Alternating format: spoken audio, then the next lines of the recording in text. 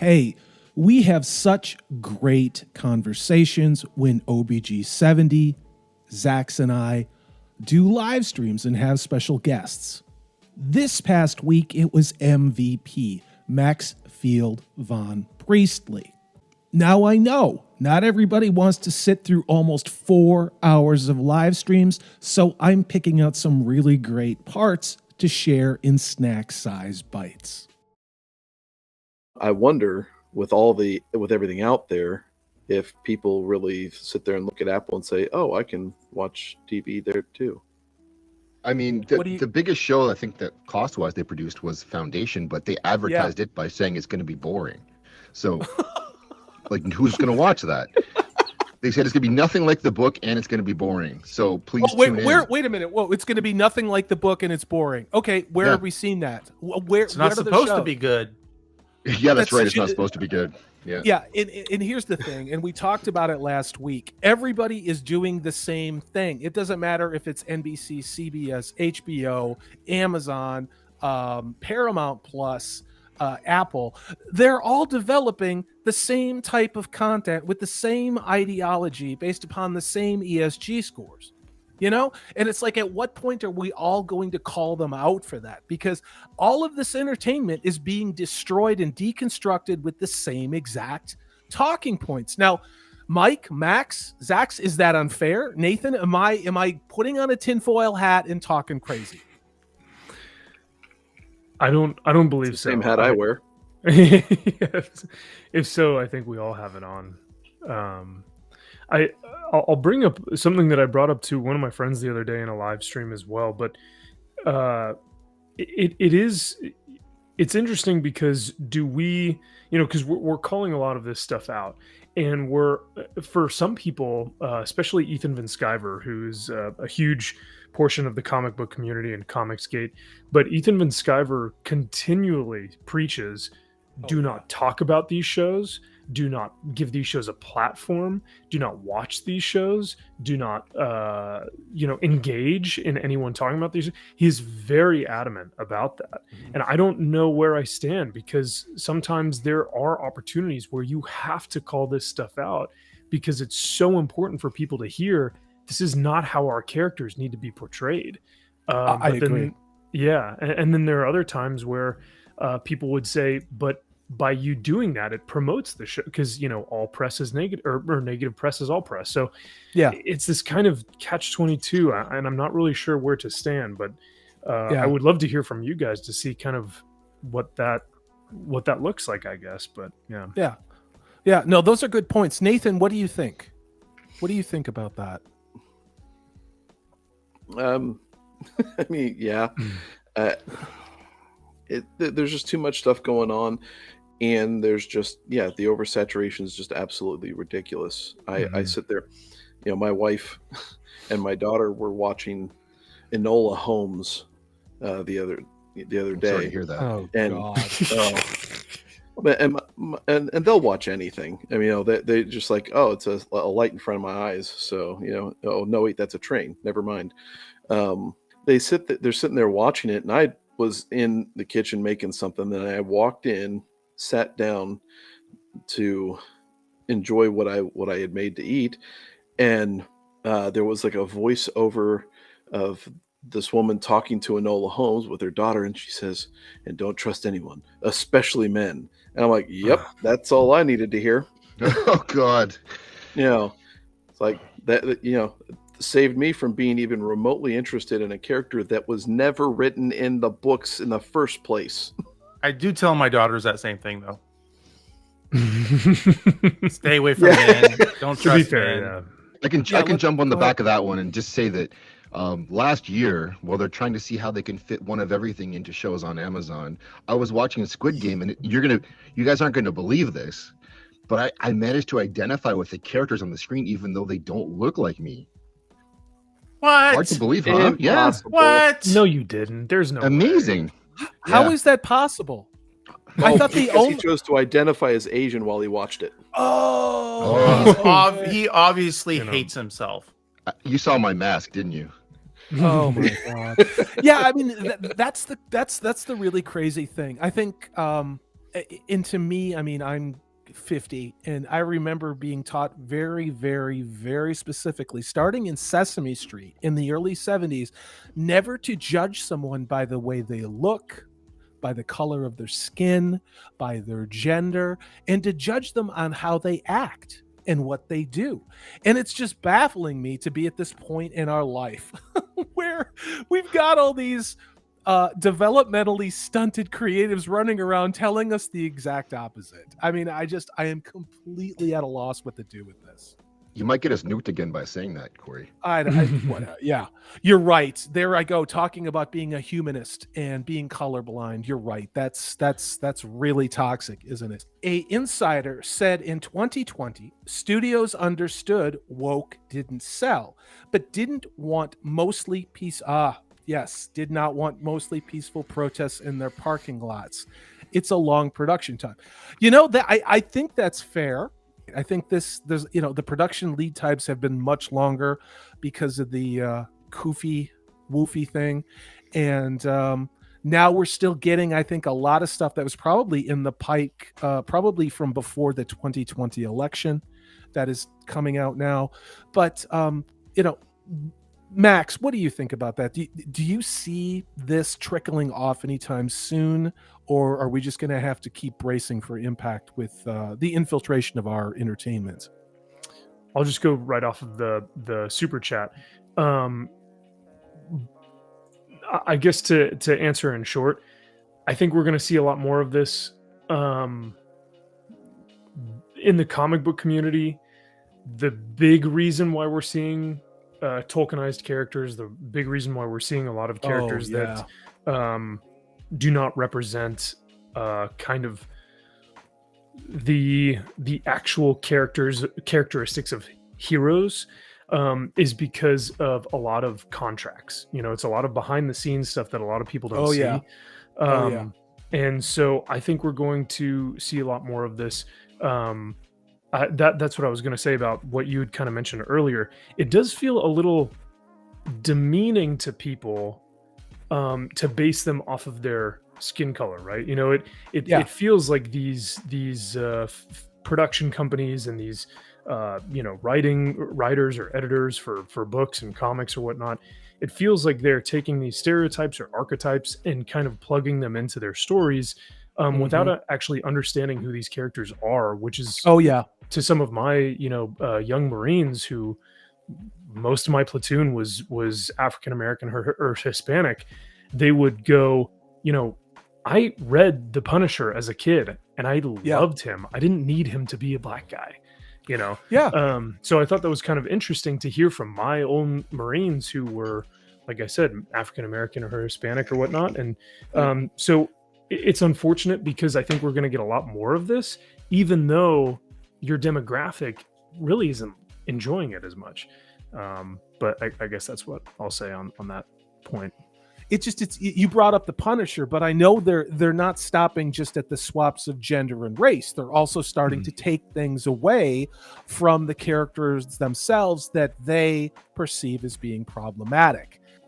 Well, and I think too, to piggyback off of what Max was saying too, is that in being reductive like that to where your skin color is what matters or your sexual preference matters, you have done exactly what that same group of folks like to sit there and say, we're all human. Well, you've eliminated their humanity by limiting their personality to something that's only surface deep. And it is completely demeaning to not just the characters, but the individuals that also play those roles. Nathan, that's you said it better than I ever could have, brother. That really is the core of what it is. It's demeaning. At least I think so for those characters and for those fans who watch it. I know a lot of people who really love Luke Cage or really love Falcon, and yet they don't have their own title. They don't have their own show. Luke Cage got a Netflix series, but it wasn't that great. Falcon has to have the mantle of Captain America to give him any agency. So, which is crazy. It's crazy. Oh yeah, because I mean, you read those Falcon comics and they're fantastic. He has character, he has motivation, but you give him the Captain America shield and he just becomes another tokenized character, and that's not what he was designed to be. He was designed to have his own agency. So it's very unfortunate to see that, and it's the same thing with, and I'm assuming, Wheel of Time, when you have female characters taking over as male archetypes or whatnot. It almost seems demeaning to a point that you can't give these characters any agency. But. Yeah, there's so many of these characters that existed, and they were out there. I mean, we had North Star. I remember when the North Star comic book came out, and that's back when I was still collecting. And I collected it because I knew it was a moment in time. Now, I didn't identify with that character based on its sexuality at all. I just was like, you know what? This is a cool character. I like the art. I thumbed through it once very carefully, put it in my baggie, boarded it, and then put it on the collector's shelf. You know why? Because I'm a collector. I like certain things, but that decision has more to do with the quality of the artwork and what people are saying about the story contained, not about the checkboxes and tokenization that's on the cover. And I keep coming back to this. Is there really a new audience out there for Marvel and DC comics who they simply buy something because they see themselves, whether it is a pink-haired, non-gendered, furry who's got commie tattoos? Like, I'm sure there are people out there, I'm sure there are people out there that might even have enough money to buy a comic book that looks like that. But how big is that audience? From what I hear, all the woke rebrandings of Superman, Batman, all that, they're bombing like nuts. I mean, it's just not good. Good characters with good stories made the intellectual property very popular. That sounds very racist, Mike. And then once it became very popular, you had marginalized groups saying, how come I don't see myself in there? Therefore, they have switched the pendulum as far to the other side as they could, and they're cramming all the identity politics groups into those stories, which, because it is their primary goal, there's no more story, and the characters are different. So now no one likes it. And I don't understand why this is confusing to anybody. It's like, let me get to this super chat. Then I want to hear from Max, because I think Max is going to bring some insights on this. One of the things that I watched in your video that you did talking about Lord of the Rings was you talked about the Punisher and about the race change there. I would like to hear your perspective, because man, you got some awful nice toys behind you, Max. Ooh, boy, that's, thank you. Boy, I gotta find out where you live and break it. Let's go. Hail to Flaccid Phoenix. This is a $10 super chat. It says, I have seen enough A24 Studios movies to know what good woke content looks like. Most people should be able to see that they are giving us trash that has no compelling characters or good stories. Hail to you, Flaccid Phoenix.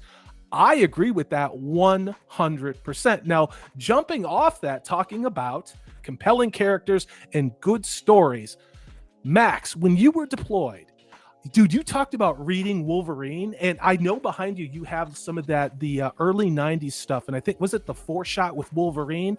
Dude, I collected that, and my greatest regret in life was not buying multiple copies of that. I did not know it was going to blow up and be what it was. I was just like, dude, I love Wolverine. But so what was it that, you were in a stressful situation, you were away from home, you were serving your country, you enjoyed the comic books for the representation, diversity, and inclusion, right? It had nothing to do with good characters and stories, right? Or am I mischaracterizing your experience? Sorry. I want to make like a sarcastic joke, but I just can't. I'm sorry. I'm not that funny, so I'll just. I will say it was solely based off of the story. I mean, and yeah, like you said, that 4-issue miniseries by Frank Miller is one of the greats. Oh my God. Wolverine is classified by that series. You know, a lot of who he is was created from that 4-issue miniseries. It's perfect. It really is so good, and it's simple, you know, and it's very it delves into the character of who Wolverine is. And the beautiful thing about it is I am not a 5'2" hairy animal laced with adamantium. However, Wolverine struggles with who he is. Is he an animal, or is he a human? Is he an experiment that the military has created, or does he have emotions? Does he have humanity, quality? Yes, exactly. And these are human struggles that everyone asks these questions about themselves. Am I, do I have these qualities of empathy and compassion and patience towards people? And Wolverine struggles with that every second of his life. And like I said, though I am not a 5'2" Weapon X massive adamantium laced mutant, I still empathized with Wolverine because of his plight of who am I? It is a very simple question. Who am I? Yeah. And I think it's very beautiful. So go ahead. No, dude, I preach. I mean, like, honest to God, Mike, if you've got that applause thing, dial it down 50% and play it, because that is just so well said. Yeah. No, I mean, abso-freaking-lutely. I thought that Max, you could only enjoy the comics if it was Captain America because you were in the military. Yeah, right. Well, there's your smart aleck comment.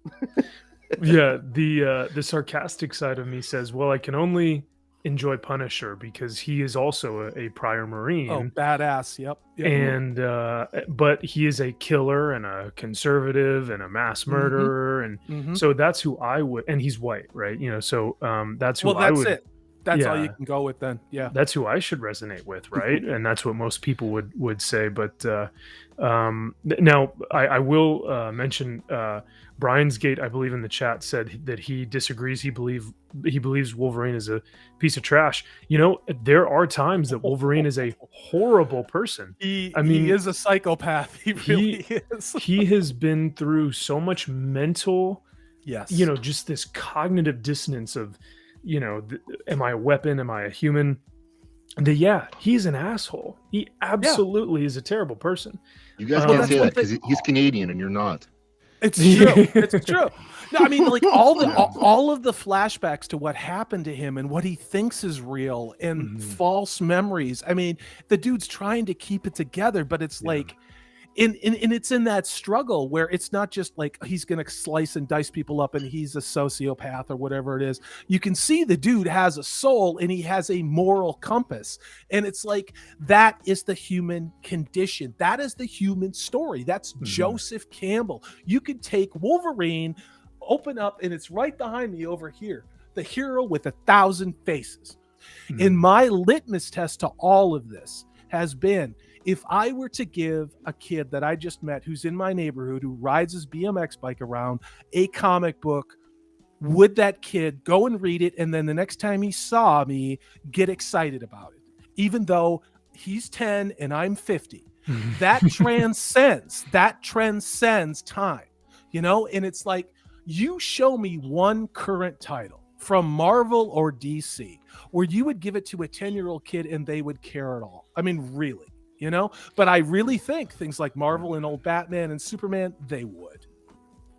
And it would also be frustrating for that child to determine who is good and who is evil in the most modern depictions of heroes, because they would pick up the story or the comic book and they'd go, okay, so I see this person, being upset or killing this person, but they're justified. Right, but that's justified. Okay. Whereas, like, clearly, in the early 90s or late 80s, early 90s, and then even with the early 2000s with the Punisher Max series. Punisher is clearly a psychopath, but he's killing evil people. It is very clear the black and white or scenarios there. Right. Yeah, I absolutely agree. No, dude, I don't mean to interrupt you. I mean, I'm just preaching to the choir. Consider it like you are up on the pulpit, and I'm in the congregation going, "Can I get an amen?" Because dude, you just touched on something so important.